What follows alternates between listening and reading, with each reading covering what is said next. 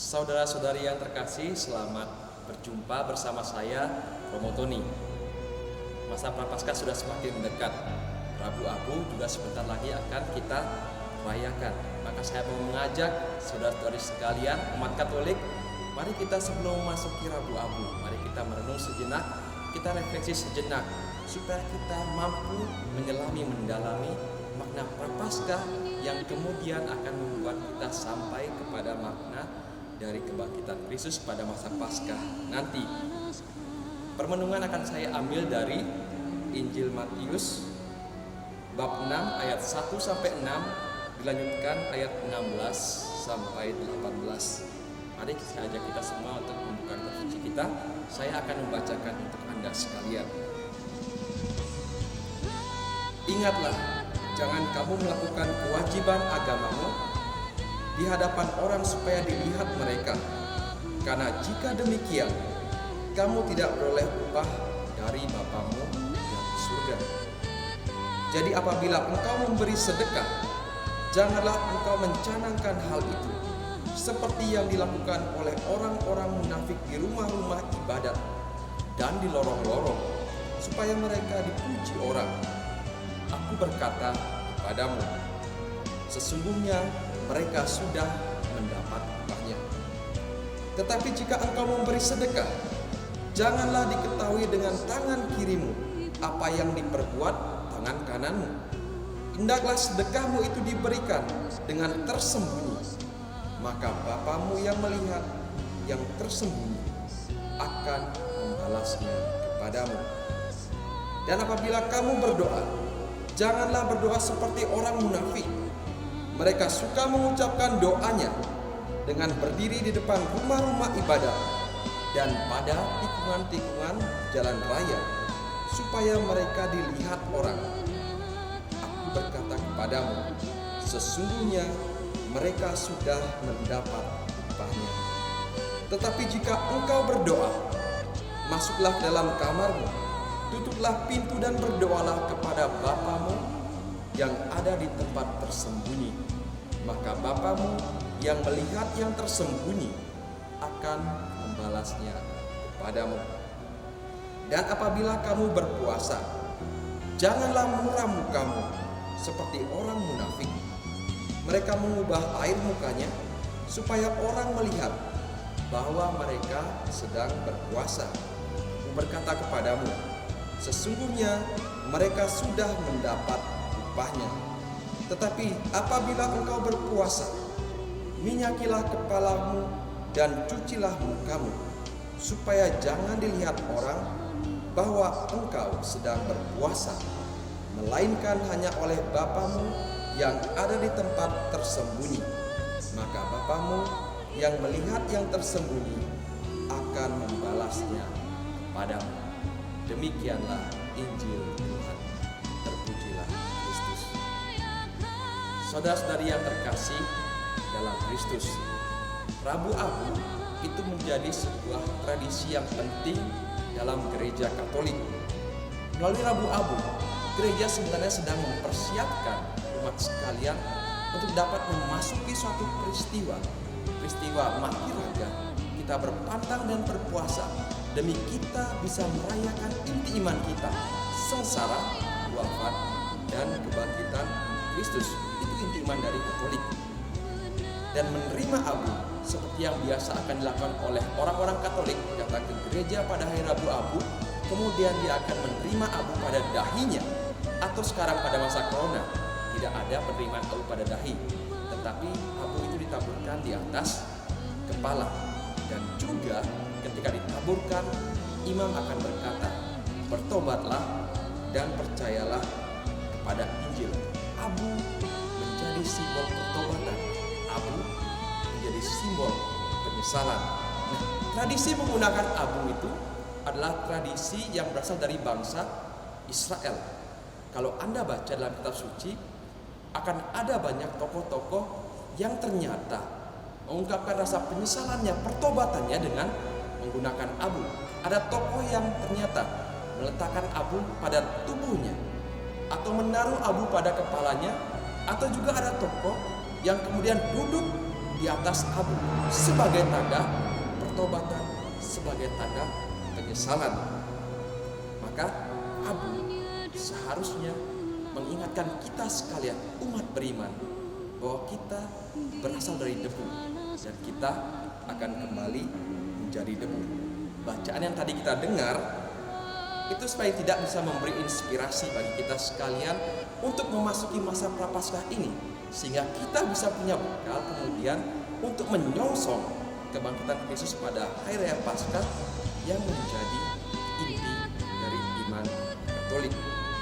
Nah, dari bacaan-bacaan yang kita dengar tadi, ada 3 hal yang kurang lebih yang Yesus ingin sampaikan kepada kita sebagai persiapan kita untuk menyongsong kebangkitannya. Yang pertama, sikap dalam memberi sedekah. Mari kita baca ayat yang kedua. Jadi apabila engkau memberi sedekah, janganlah engkau mencanangkan hal itu seperti yang dilakukan orang munafik di rumah-rumah ibadat dan di lorong-lorong, supaya mereka dipuji orang. Aku berkata kepadamu, sesungguhnya mereka sudah mendapat upahnya. Memberi sedekah itu sebuah perbuatan yang sangat terpuji, apalagi kalau kita memberikannya kepada mereka yang membutuhkan. Tetapi dibutuhkan ketulusan hati ketika kita memberi apa yang kita miliki kepada orang-orang yang membutuhkan. Dan hati-hati, di sini seringkali setan bekerja. Setan bekerja dalam keinginan manusiawi kita supaya kita mendapat pujian, kita mendapat pengakuan dari orang lain, atau supaya kita memperoleh nama baik, atau kita semakin kemudian menjadi semakin populer. Nah, Yesus sendiri mengatakan orang-orang yang demikian, yang memberi sedekah supaya dipuji, orang-orang yang memberi sedekah supaya namanya baik, itu kemudian akan kehilangan berkat dari Tuhan, sebab dia dapat berkat dari manusia, dari pujian manusia yang tidak akan bertahan lama. Mari kita baca ayat yang keempat. Hendaklah sedekahmu itu diberikan dengan tersembunyi, maka Bapamu yang melihat yang tersembunyi akan membalasnya kepadamu. Nah, saudara-saudari yang terkasih, mari tanamkan dalam diri kita sedekah itu bukan untuk unjuk diri, bukan untuk kita mendapat nama besar, bukan. Sedekah demi syukur kita kepada Tuhan, itu bentuk ungkapan syukur kita kepada Tuhan. Dan sedekah juga menjadi cara bagi kita agar kita tidak lekat pada mamon. Kita tidak menjadikan mamon sebagai Tuhan kita, tapi kita sadar bahwa segala berkat yang Tuhan berikan kepada kita, kita tidak pergunakan untuk kepentingan diri kita sendiri, tapi kita mau sisihkan juga bagi mereka yang membutuhkan. Itu yang pertama, sikap dalam memberi sedekah. Yang kedua, sikap dalam berdoa. Mari kita baca ayat yang kelima. Dan apabila kamu berdoa, janganlah berdoa seperti orang munafik. Mereka suka mengucapkan doanya dengan berdiri di rumah-rumah ibadat dan pada tikungan-tikungan jalan raya, supaya mereka dilihat orang. Aku berkata kepadamu, sesungguhnya mereka sudah mendapat upahnya. Doa, kita tahu sekalian bahwa doa itu bentuk komunikasi kita dengan Tuhan. Kita menjalin relasi yang sangat intim dengan Tuhan melalui doa. Maka doa seharusnya mendekatkan diri kita dengan Tuhan. Melalui doa kita semakin akrab dengan Dia. Dengan semakin akrab dengan Tuhan, maka kita akan semakin mencari apa yang berkenan di hati Tuhan. Dan kita juga akan semakin berusaha untuk menjauhi segala larangannya. Maka dalam berdoa juga perlu ketulusan hati. Kerinduan kita untuk berdoa itulah yang paling penting. Jangan pernah berdoa hanya supaya mendapat pujian atau hanya supaya kita diakui oleh orang lain. Jauhi kepura-puraan dan jangan menjadi seperti orang yang munafik. Tuhan kita adalah Tuhan yang tahu segalanya, Tuhan yang maha tahu. Dia tahu apa yang kita buat. Maka yang penting bagi kita sekalian, yang Ia inginkan dari kita sekalian adalah sebuah keterbukaan, kejujuran untuk berani datang kepadanya dalam doa-doa kita membawa semua pergumulan kita. Itu yang kedua. sikap dalam berdoa. Yang ketiga, yang tak kalah penting, Yesus mengatakan sikap dalam berpuasa. Mari kita baca ayat yang ke-16. Dan apabila kamu berpuasa, janganlah muram mukamu seperti orang munafik. Mereka mengubah air mukanya supaya orang melihat bahwa mereka sedang berpuasa. Aku berkata kepadamu, sesungguhnya mereka sudah mendapat upahnya. Puasa, pantang itu menjadi salah satu sarana yang disediakan oleh gereja untuk kita sekalian dalam memasuki masa Prapaskah. Gereja menyiapkan 40 hari bagi kita untuk berpantang dan berpuasa. Pantang dan puasa menjadi cara untuk melatih rohani kita, menjadi latihan rohani bagi kita sekalian untuk dapat mengontrol diri kita dari keinginan-keinginan daging kita dan mempersembahkannya, menyatukan diri kita dengan kurban Kristus. Melalui pantang dan puasa, kita semakin bisa merasakan kehangatan cinta Kristus, bagaimana Yesus mau mengorbankan dirinya bagi kita. Maka pantang dan puasa juga merupakan cara yang paling sederhana untuk satukan pengorbanan kita dengan pengorbanan Kristus sendiri. Maka saudara-saudari yang terkasih, demikianlah 3 inspirasi yang bisa kita bawa untuk memasuki masa Prapaskah ini.